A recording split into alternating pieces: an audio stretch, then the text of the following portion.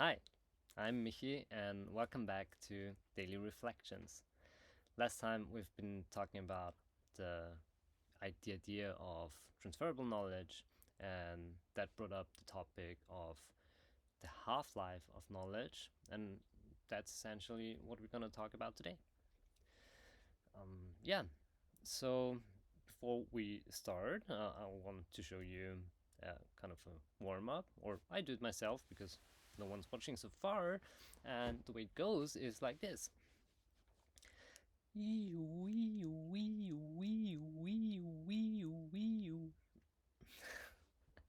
Um, I I won't do it for the whole time now.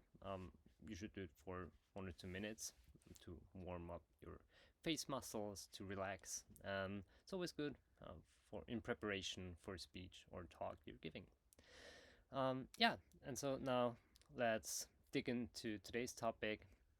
You've probably heard somebody saying either back in school or in the early years of your adult life when having your first or second job, um, chances are that somebody told you that life is all about continuous learning.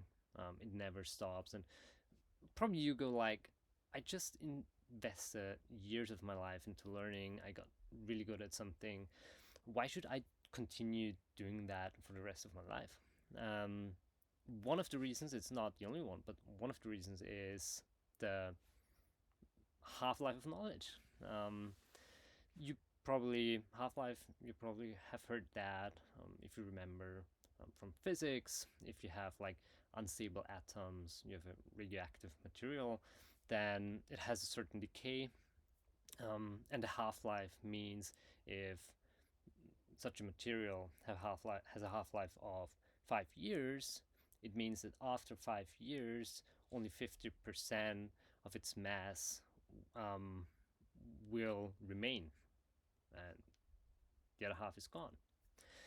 So now apparently, someone back in 1962, we found out that the same principle applies to knowledge.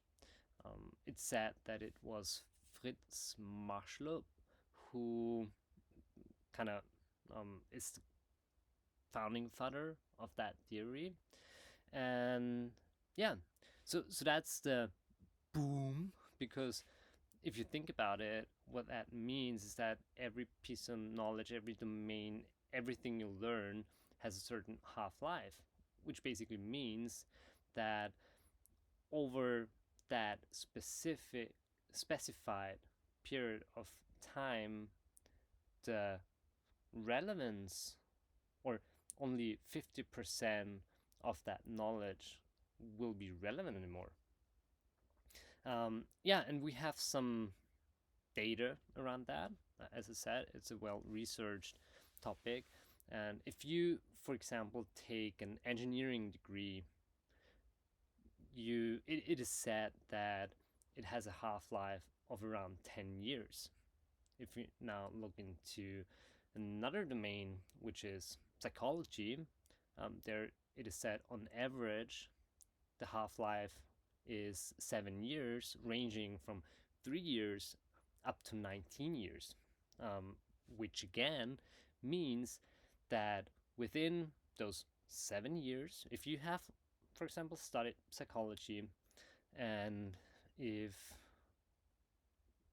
or over those 7 years, only 50% of what you have learned or could have learned is relevant, because there are newer studies, and we don't even have looked into the aspect of that whatever you learn, you on your own, without everybody else around or the environment and its influences, you forget part of it, most of it actually. But even not considering that, even if you still remember it, it's just not applicable anymore, or it's just wrong. So if we take that in for a moment, and we do it now, it's like, wow, never thought about that. But yeah, that's why we're doing it. And that has actual real life implications. First of all, it's a very good reason for why you should actually pursue lifelong learning. We've had it in the beginning. Why should I do that? If you don't do it, your knowledge will be outdated. If there's something you were good at 10 or 20 years before, chances are that you're not good at it anymore. If you don't keep up with new trends, your findings in your domain, if you don't continue learning. And yeah, and then the other implication is if you don't view it from your personal perspective, but let's assume you work at a company, you're a manager, you're hiring manager, and you're trying to fill a particular role at your company. And that role comes with certain specifications, with certain requirements, with certain knowledge and skills. And you're probably screening candidates for those skills and requirements. And usually, if you now get that CV from a person and you notice that 10 or even 20 years before that person had studied engineering or medicine, doesn't matter, um, then that's great. And usually we look for those kind of um, yeah, marks or those kind of qualifications in a person. But what it really means, if that person didn't continue to stay up to date in his or her particular field, or if he or she didn't work or continue to work in that particular field, then chances are that this knowledge acquired 10 or 20 years ago is not relevant anymore and won't help you for your particular needs in your company. And what often happens is that we chose such a person over a person that is fresh from university or that has no specific prior knowledge on paper in regards to that particular topic. And that's a fair reason to do so. Because, first of all, if you have worked for 20 years, chances are that you have a fairly good working experience.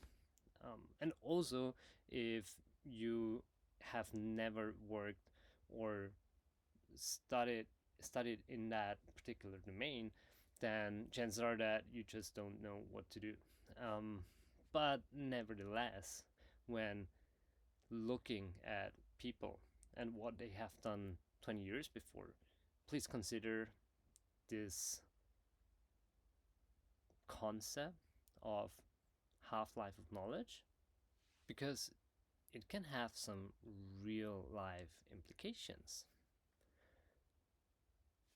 That's it. That's everything we have to talk about today in regards to the half-life of knowledge. Short recap, we covered what it is. It's the amount of time that it takes for knowledge in a specific domain to for 50% of it being irrelevant or getting irrelevant, very similar to Half-Life in physics. We talked about why this is a good reason to continuously learn throughout your life. So we found that one. And also how it can apply in terms of evaluating the profile of another person. Yeah, also we very shortly talked about how much we actually remember. And maybe that's something we can talk about next time. We'll see. Stay tuned. Thanks for watching. And whether it's morning or evening, good morning. I'll see you next time.